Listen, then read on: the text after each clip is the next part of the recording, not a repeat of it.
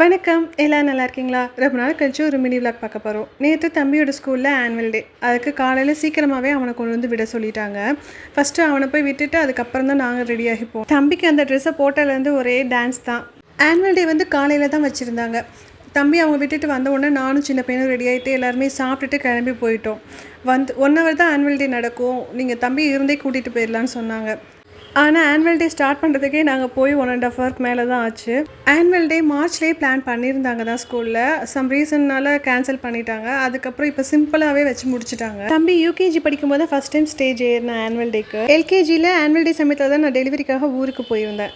இது அவன் செகண்ட் டைமாக ஸ்டேஜில் ஆடுறது.